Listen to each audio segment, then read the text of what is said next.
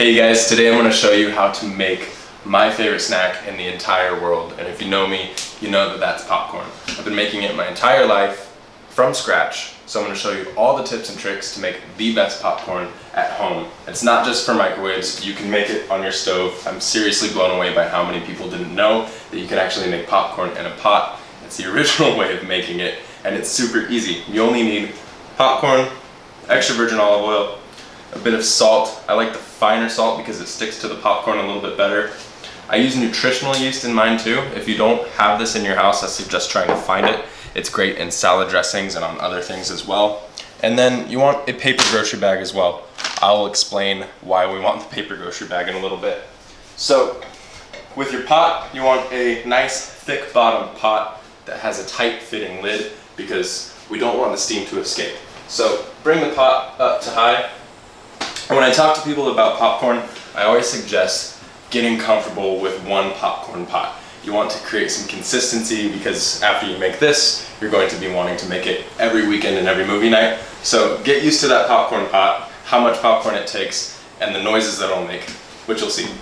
So we're going to coat the bottom of the pot with some extra virgin olive oil, a nice thick layer, and bring it up to a high heat before adding the popcorn kernels. This is about 3/4 of a cup for this pot. I'll put the instructions and the recipe in the comments, so don't worry if you lose me. But this is about enough popcorn to coat the bottom of the pot. If you guys want to use a bigger pot, you're going to need more olive oil and more popcorn. So chuck that in. We're going to keep the heat on high for a little bit until we start hearing it pop really rapidly, and we're going to put the lid on. We want to keep the lid on because the heat is going to come from this source here, obviously, but also there's going to be a lot of steam created inside the pot, and if that escapes, we're going to lose a lot of that heat. And the goal is to get the popcorn to pop as quickly as possible so it has a nicer texture and it's not steamed and mushy and weird.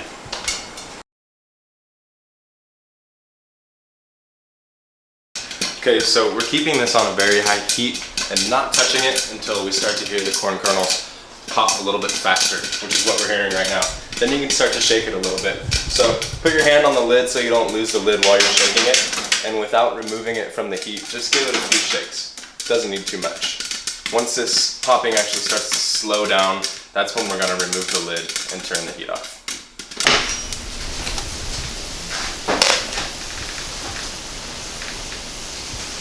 Alright, so this is where the paper bag comes into play. I told you it was really important. So we've taken the lid off to let all the steam escape so it doesn't ruin the texture of the popcorn.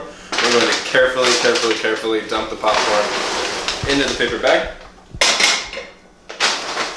And then this is where we're going to get all the seasoning coated onto the popcorn. You can't coat the popcorn with seasoning without a nice healthy fat, so a couple tablespoons of extra virgin olive oil drizzled evenly in there.